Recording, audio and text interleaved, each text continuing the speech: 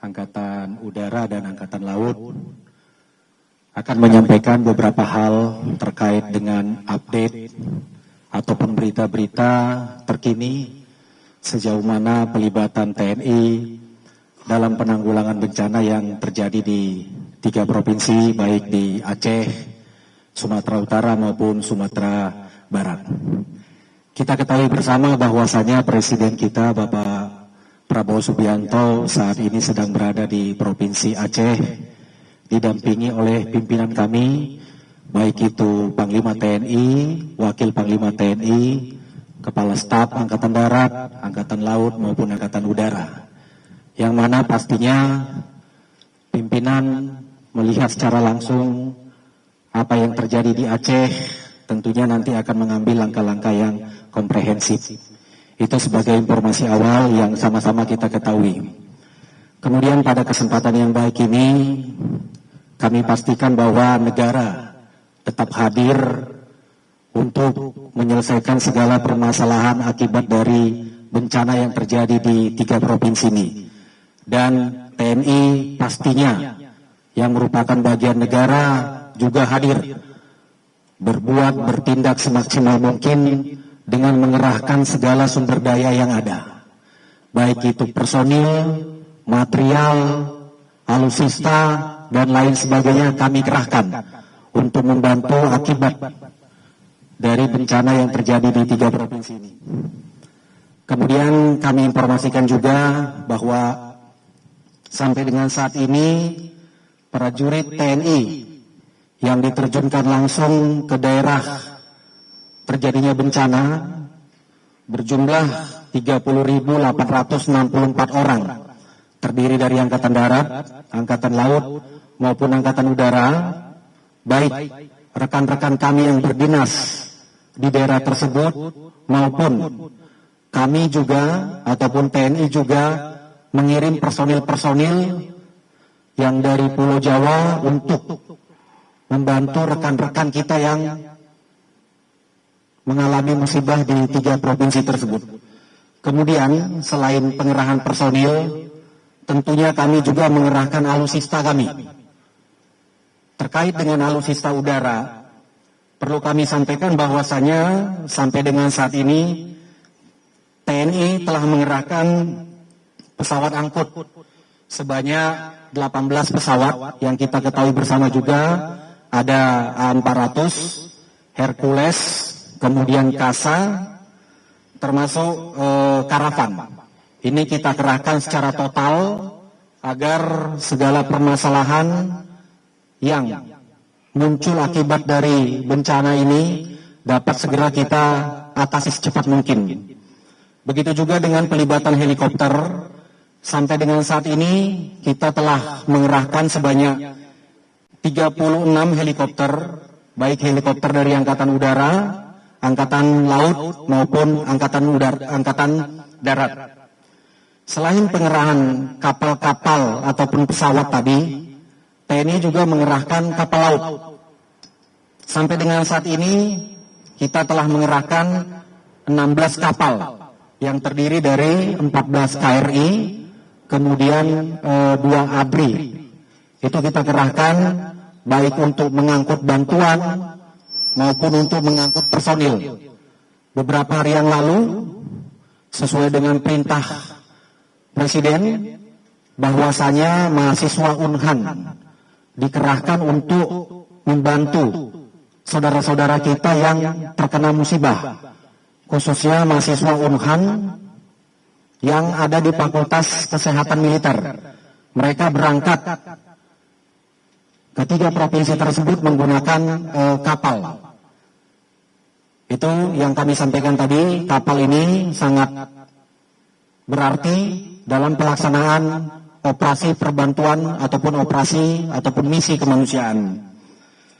Begitu juga segala sesuatunya kita optimalkan, kita maksimalkan. Segala sumber daya yang dimiliki oleh TNI. Sehingga secara keseluruhan total alutsista kita yang kita gunakan itu ada 70 unit. Seperti kami sampaikan tadi, pesawat angkutnya ada 18, helinya 36, KRI 14, dan Adrinya 2. Kemudian sampai dengan saat ini TNI telah mengangkut bantuan melalui udara, baik dari Halim Perdana Kusuma ini maupun dari Lanut Suwondo maupun Lanut Sim ke sasaran-sasaran yang mana sasaran tersebut tidak dapat dilalui ataupun ditempuh melalui jalur darat, sehingga kami TNI memberikan bantuan melalui jalur udara.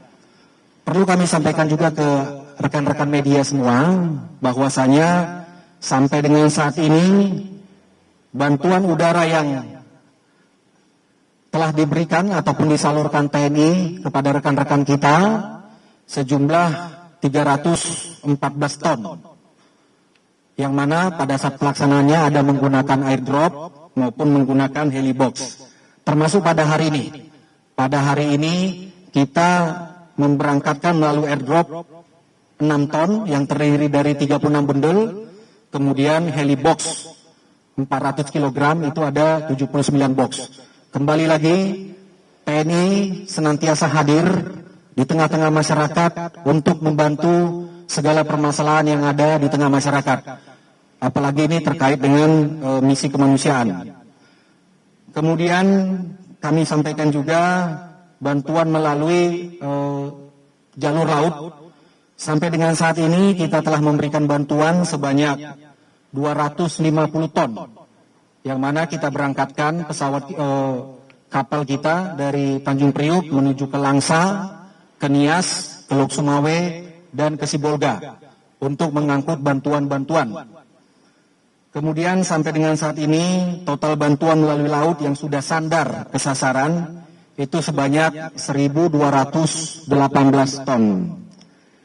Perlu kami sampaikan juga kepada rekan-rekan awak media bahwa sampai saat ini bantuan-bantuan yang telah diangkut oleh TNI melalui angkutan udara itu 314 ton, kemudian melalui airdrop itu ada 26 sekian ton, kemudian melalui KRI 1.218 ton, sehingga total bantuan logistik 1.559 ton.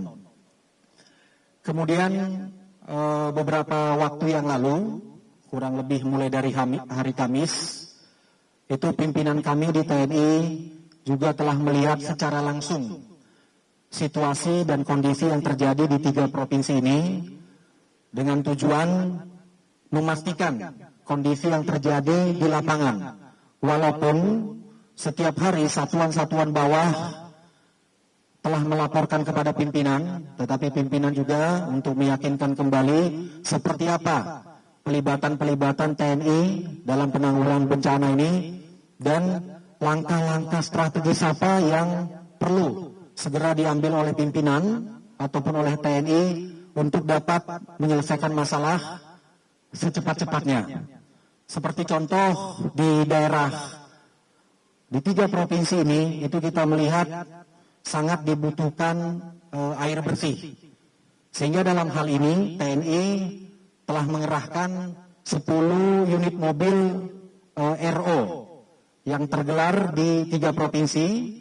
Dalam hal ini di wilayah Provinsi Aceh ada 7, kemudian di wilayah Provinsi Sumatera Barat 2 dan di Sumatera Utara 1. Ini kami melihat secara langsung bahwasanya kehadiran mobil RO ini sangat dibutuhkan oleh masyarakat.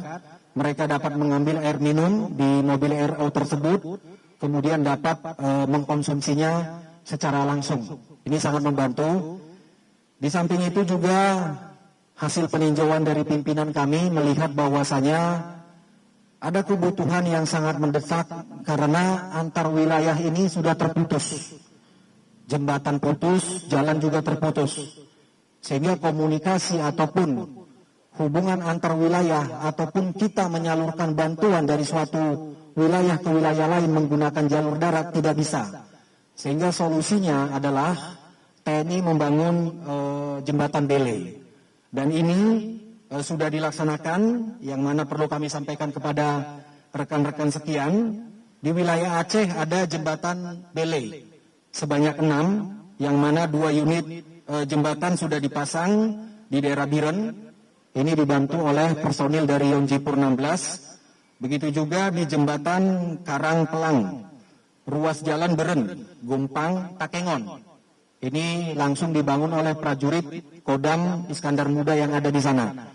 Sekali lagi ini sangat membantu masyarakat, sangat membantu TNI juga dalam pendistribusian logistik menggunakan jalur darat. Dan dalam waktu dekat ini juga akan ada rencana pemasangan 3 unit jembatan Bele. Ini sudah diberangkatkan dari Jakarta menggunakan angkutan darat. Kita harapkan jembatan Bele itu segera bisa nyampai ke sasaran, sehingga kita akan segera bisa dirikan ataupun bangun untuk menghubungkan beberapa wilayah yang terputus. Kemudian kami sampaikan juga kepada rekan-rekan media, setelah pimpinan melihat di lapangan, ini memang dibutuhkan sekali dapur lapangan.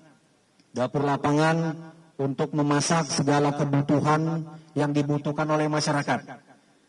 Sampai dengan saat ini kami sampaikan bahwasanya telah tergelar 30 dapur lapangan. Ini sangat membantu masyarakat maupun petugas-petugas yang melaksanakan operasi kemanusiaan ini. Kami laporkan juga atau kami sampaikan selain dapur lapangan juga kami mendirikan pos kesehatan. Seperti dari awal tadi kami sampaikan bahwasanya Universitas Pertahanan mengirimkan 75 orang kadetnya yang sedang koas untuk melaksanakan perbantuan kesehatan di lapangan.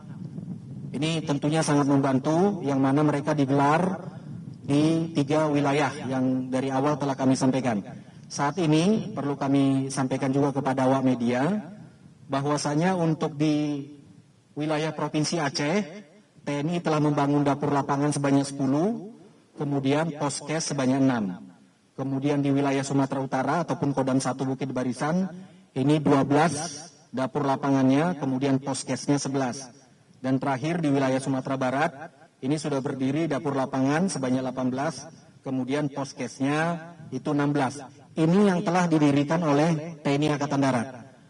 Di samping TNI Angkatan Darat mendirikan dapur lapangannya maupun pos kesehatannya, ini juga TNI Angkatan Laut ada Poskes Koderal 1, yang mana ini didirikan di daerah Kabupaten Aceh Tamiang. Kemudian juga kita ada pos kesehatan yang ada di KRI Dr. Suharto, KRI 990. Ini tanggal 6 Desember kemarin juga sudah bergerak ke Aceh Tamiang. Kemudian terakhir KRI Dr. Rajiman Widyodiningrat, ini rumah sakit kita, rumah sakit KRI yang saat ini standby di Sibolga. Kemudian begitu juga TNI Angkatan Udara, ini mendirikan pos kesehatan di 2 titik di Medan. Kemudian sampai dengan saat ini juga sudah mendirikan 1 titik di Sibolga. Ini rekan-rekan sekalian, awak media yang dapat kami sampaikan gambaran secara umum sejauh mana pelibatan TNI dalam penanggulangan bencana ini. Yang pasti kami akan selalu hadir untuk menyelesaikan persoalan-persoalan yang ada di tengah-tengah masyarakat, khususnya yang berkaitan dengan operasi kemanusiaan, penanggulangan bencana alam. Demikian yang dapat kami sampaikan dari Dispenal, silakan. Terima kasih Pak Wakapus TNI. Menindaklanjuti apa yang sudah disampaikan oleh Bapak Waka tadi, kami perlu menyampaikan beberapa hal yang sudah dikerjakan oleh TNI Angkatan Laut. Rekan-rekan media sekalian, sampai dengan saat ini untuk pengerahan KRI maupun pesawat udara belum ada penambahan jumlah. Masih sama, yaitu KRI ada 14, pesawat udara ada 7, terdiri dari 5 helikopter dan 2 pesawat fixed wing. Dari ke-14 KRI tersebut, 9 diantaranya sudah berada di daerah operasi. Dengan pendeployan, pembagiannya, sebagian 3 diantaranya di pantai barat, dan 6 yang lainnya dideploy di pantai timur. Kemudian 1 KRI masih lintas laut perjalanan dari Jakarta menuju ke daerah operasi. Kemudian 2 KRI masih standby di Jakarta. Salah satunya yaitu KRI Bontang dari jenis tanker yang direncanakan sore ini akan berangkat menuju ke Sibolga dengan membawa muatan berupa bahan bakar sebanyak 2.000 kiloliter. Kemudian untuk dari jumlah personil yang dikerahkan, ini ada penambahan yang sebelumnya berjumlah 3.452, ada penambahan sekitar 300 personil menjadi 3.752, yaitu ditambahkan dari Brigif 4 Marinir. Kemudian perkembangan selanjutnya adalah personil kesehatan yang tadinya on board di KRI Suharto sebagian akan dideploy ke Lok Sumawe untuk mendirikan rumah sakit lapangan, yaitu personil kesehatan yang dari Batalion Kesehatan Marinir.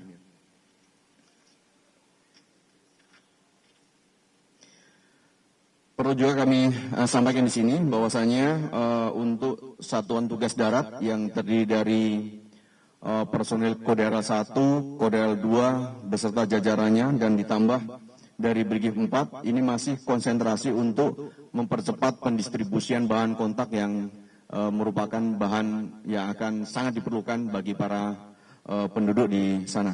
Kemudian juga melaksanakan bantuan pembersihan fasilitas umum dan juga untuk membuka akses-akses jalan yang tadinya tertutup akibat bencana. Selain daripada itu, TNI Angkatan Laut juga walaupun sebagian besar sudah bisa dijangkau melalui jalur laut maupun jalur udara dengan menggunakan helikopter yang on board, namun masih ada beberapa wilayah yang belum bisa terjangkau. Fokus selanjutnya yaitu kami akan konsentrasi kepada daerah-daerah yang belum bisa ditembus melalui jalur darat, sehingga kami akan menggerakkan KRI mendekat ke daerah tersebut dengan menggunakan fasilitas yang ada termasuk helikopter yang on board. Kemudian rencana ke depannya TNI Angkatan Laut menyiapkan yaitu dari Dinas Pembinaan Mental dan Dinas Psikologi yang di-standby-kan untuk melaksanakan trauma healing.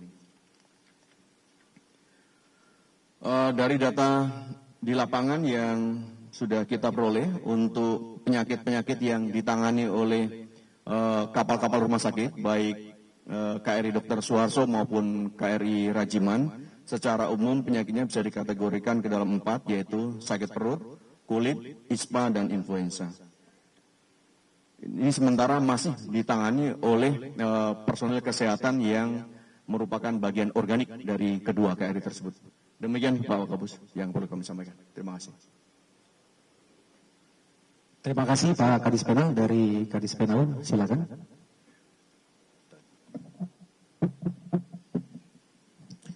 Terima kasih atas waktunya Pak Wakapuspen. Rekan-rekan media, saya hanya menambahkan sedikit terkait dengan perkembangan hari ini untuk TNI Angkatan Udara. Tadi sudah dijelaskan secara panjang lebar dari Wakapuspen terkait dengan kegiatan-kegiatan personil kita maupun alutsista TNI Angkatan Udara yang terlibat dalam penanggulangan bencana ini. Secara umum untuk perkembangan baik itu bahan bantuan maupun yang lain-lain tidak ada permasalahan, tinggal menambahkan hari ini tadi disampaikan Wakapuspen hari ini tadi pagi sudah melaksanakan airdrop di daerah Blang Kejeran, itu dekat dengan Kota Cane yang sampai saat ini masih terisolir, dilaksanakan dari pangkalan udara yang Satgasud yang ada di Kota Medan, di Lanut Suwondo Medan, menggunakan pesawat Kasa 212, tadi sudah sampaikan dari Wakapuspen juga. Rencana siang ini setelah kegiatan ini akan dilaksanakan satu dengan pesawat Hercules juga sama di Belang Kejeran karena daerah tersebut masih terisolir. Tadi sampaikan jumlahnya juga sampaikan dari Wakapuspen. Yang tadi pagi adalah menggunakan pesawat Alpha 2114 Kasa 212 seberat 400 kg Yang nanti sore adalah 13.40 itu dengan pesawat Hercules Super HC Hercules 36 bandel diterjunkan dari pesawat 5 ton 800 sekitar 6 ton lah di sana. Untuk perkembangan pesawat yang terlibat hari ini akan ada tambahan 2 dari Lanut ABD Saleh Malang itu berangkat menuju ke Lanut Suwondo Medan.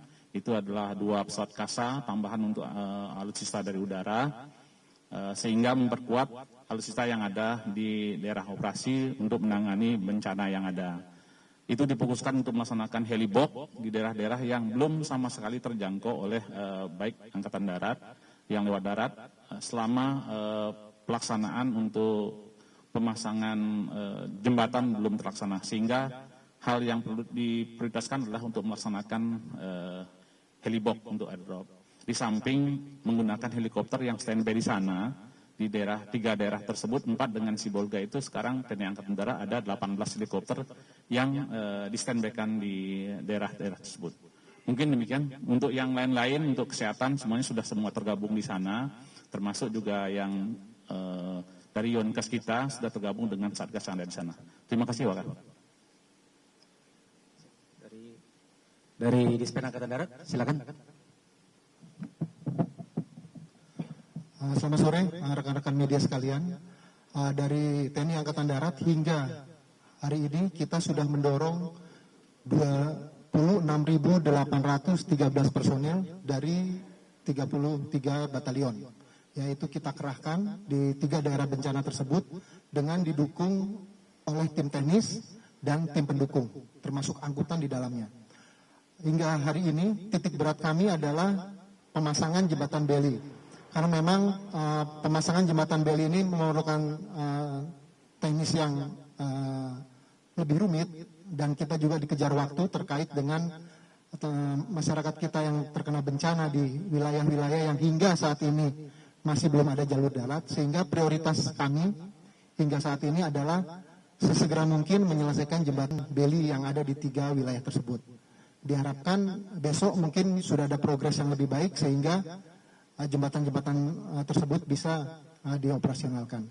Untuk terkait personil yang terlibat di pos kesehatan maupun dapur umum, untuk di dapur umum masih menggunakan personil-personil yang ada di tiap-tiap wilayah, di tiap-tiap kodam, sama dengan personil yang digunakan di pos-pos kesehatan, masih menggunakan organik-organik yang ada di kodam tersebut. Mungkin demikian, terima kasih.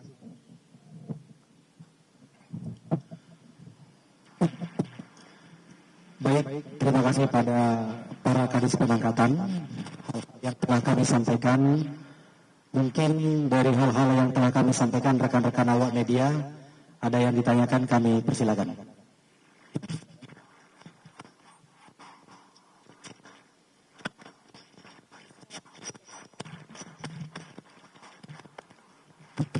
Cek. Selamat sore, nama saya Nabila dari CNN Indonesia TV. Pertanyaan saya yang pertama terkait jembatan Beli. Hari ini kan juga Presiden Prabowo meninjau jembatan tersebut dan juga menjadi perhatian khusus begitu ya dari Presiden. Ditargetkan juga untuk ini sampai 2 minggu ke depan. Kalau mungkin bisa dijelaskan Pak perbaikan jembatan sendiri. Presiden mempercayakan juga kepada Kasat untuk menjadi jembatan tersebut. Kemudian yang kedua,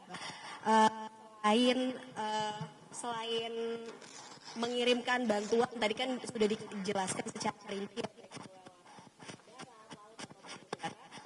Kalau misalnya evakuasi korban sendiri, beredar informasi kan kalau di Aceh ini banyak korban yang masih lumpur.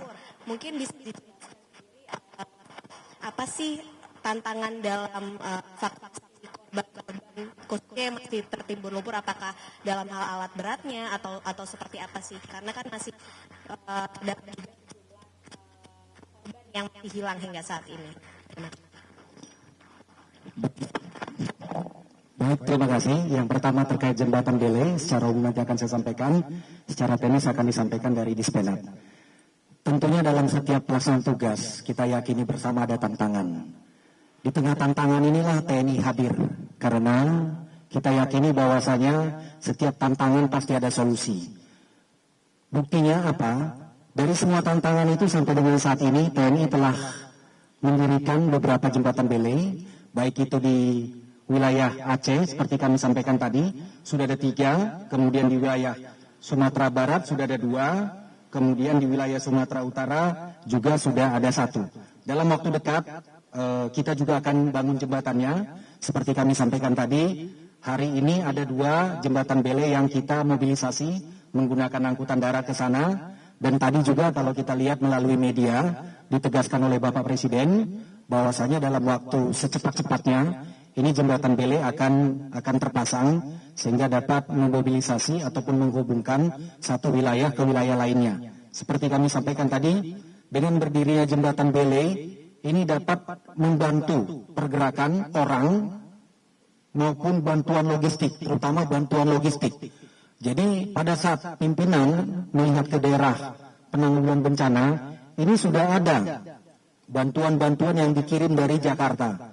Tetapi untuk disalurkan ke beberapa wilayah ini ada kendala-kendala, yang salah satunya tadi adalah jembatan. Secara teknis seperti apa kendala-kendalanya nanti akan disampaikan oleh rekan kami dari Dispenit. Silakan. Baik Mbak, kami jawab. Untuk kendala-kendalanya tentu saja kondisi wilayah di tempat-tempat bencana tersebut, rekan-rekan media sekalian. Karena memang jembatan Beli ini tidak ringan. Artinya manakala landasan dia atau jalan yang dia lalui tidak terlalu baik, maka akan ada beberapa permasalahan di situ untuk membawa si jembatan Beli ini ke lokasi. Tapi itu hingga saat ini terus kita upayakan, ya, dan sudah beberapa bagian sudah kita kerjakan, sudah mencapai 50% satu jembatan di Aceh. Artinya kita tetap berusaha dengan kondisi yang ada. Selanjutnya yang kedua adalah terkait kemampuan teknis, karena jembatan Beli ini hanya bisa dirakit, dipasang oleh satuan zeni.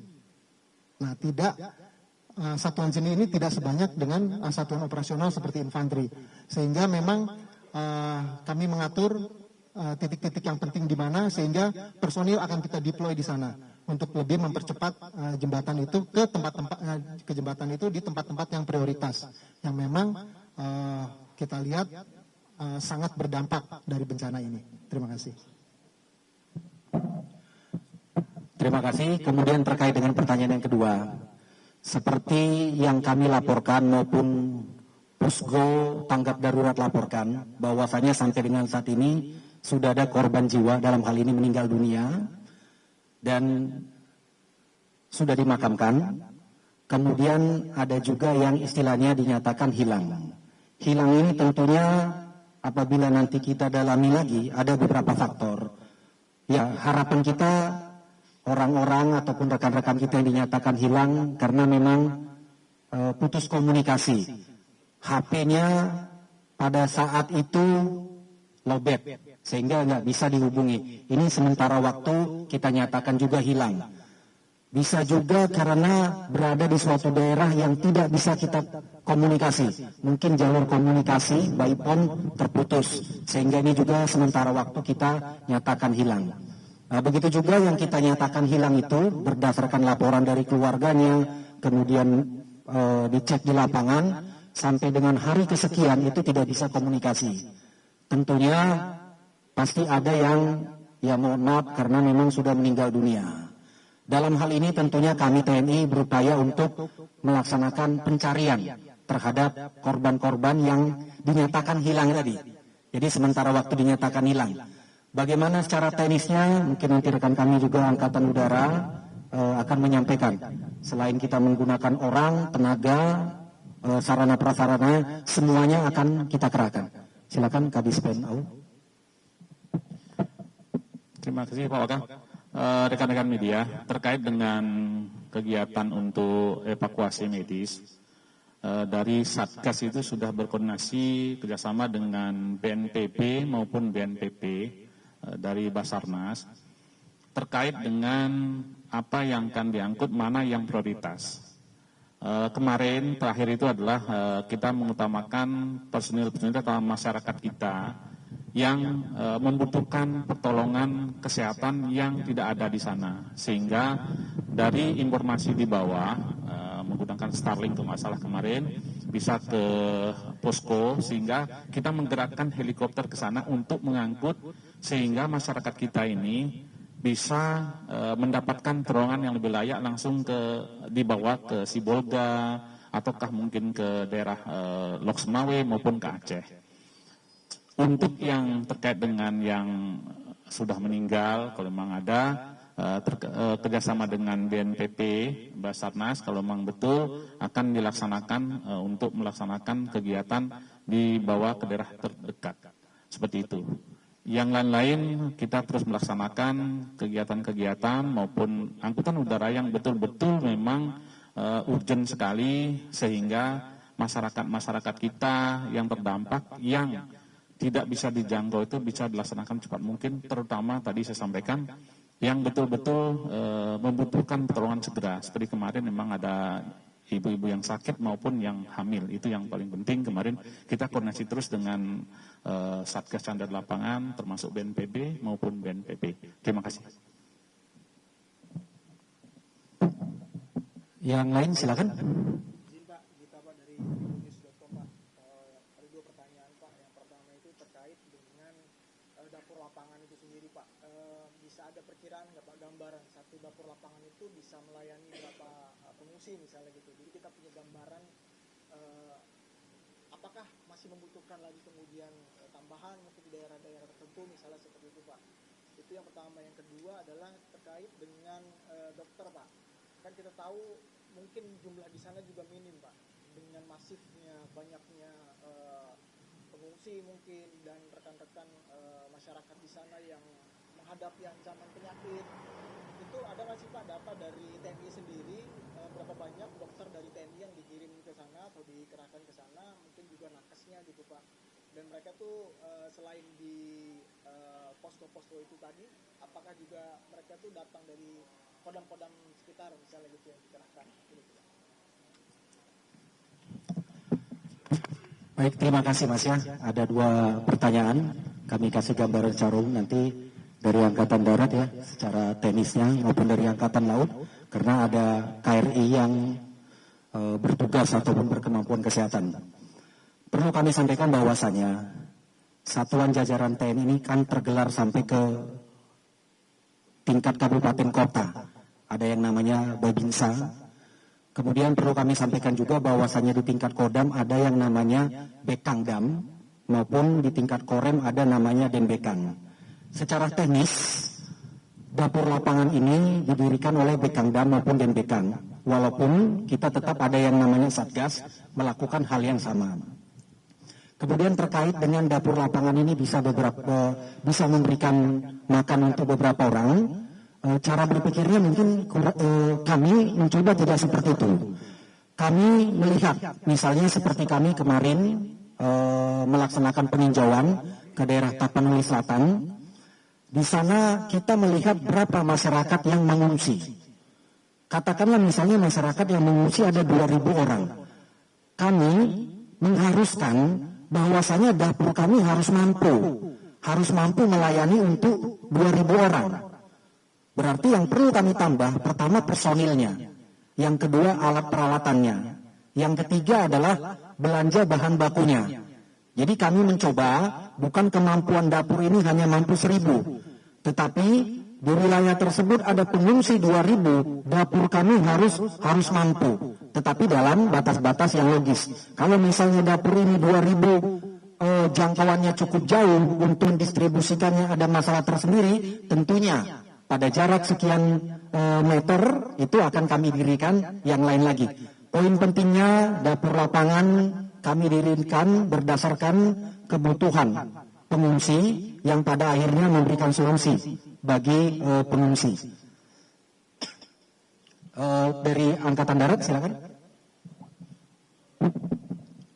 Izin Wakapus. Betul sekali rekan-rekan media seperti yang disampaikan Wakapus. Jadi memang cara berpikir kita adalah setelah mereka kita selamatkan, masyarakat kita yang berdampak ini sudah kita selamatkan, sudah kita data. Nah, segitu pula lah yang harus bisa disiapkan oleh dapur lapangan kita. Personilnya bagaimana, Pak? Kalau personil nanti kita tinggal dorong, ya. Apabila namanya operasi untuk kemanusiaan, apabila di satu lokasi memang di sana dia COG-nya atau heavy-nya lebih banyak, masyarakat kita yang membutuhkan, maka di situ titik beratnya akan lebih banyak juga personil kita yang didukung ke sana. Untuk terkait luasan, cakupan, seperti yang tadi disampaikan Wakapus, itu betul sekali. Artinya, apakah ke depannya, tadi kan ditanyakan, apakah ke depannya akan perlu lagi? Tentunya akan perlu lagi, karena apabila ada satu daerah yang terlalu jauh atau terputus sama sekali dari jalur utama, mungkin kita akan dorong dapur lapangan ini lewat udara ke daerah remote tersebut, termasuk personilnya, sehingga masyarakat pun yang belum bisa direlokasi, yang ada di daerah-daerah yang terpencil itu juga bisa kita dukung. Kurang lebih seperti itu, Mas. Terima kasih.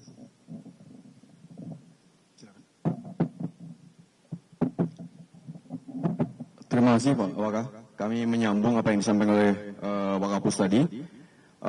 Pertanyaan berkaitan dengan tenaga kesehatan. Seperti yang sudah saya sampaikan di awal tadi, bahwasanya TNI Angkatan Laut saat ini mengerahkan 2 KRI rumah sakit. Yang satu adalah KRI Dr. Suharso, beroperasi di wilayah Pantai Timur Sumatera. Saat ini membawa 10 personel kesehatan yang terdiri dari 6 dokter umum, kemudian 1 anestesi, 1 bedah umum, 1 spesialis penyakit dalam, dan 1 dokter gigi. Kemudian yang di KRI Rajiman yang beroperasi di Pantai Barat Sumatera, ini membawa 13 dokter, terdiri dari 4 dokter umum, 3 ortopedi, 3 anestesi, 1 penyakit dalam, 1 paru-paru, dan 1 dokter gigi. Selain daripada itu, KRI Dr. Suharso juga on board 1 tim kesehatan dari Batalion Kesehatan Marinir yang rencananya akan dideploy ke Lok Sumawe. Demikian. Kami tambahkan ya terkait dengan dapur lapangan tadi. Jadi dapur lapangan ini juga diupayakan didirikan sedekat mungkin dengan tempat pengungsian, sehingga nanti pendistribusiannya akan lebih gampang. Di samping itu, hasil peninjauan pimpinan sejak hari Kamis yang lalu sampai dengan hari Sabtu, Wakil Panglima TNI melaksanakan peninjauan ke daerah Aceh, termasuk melihat sejauh mana cara prajurit ini menyiapkan makan, baik makan pagi sampai dengan makan malam, kemudian melihat pendistribusiannya.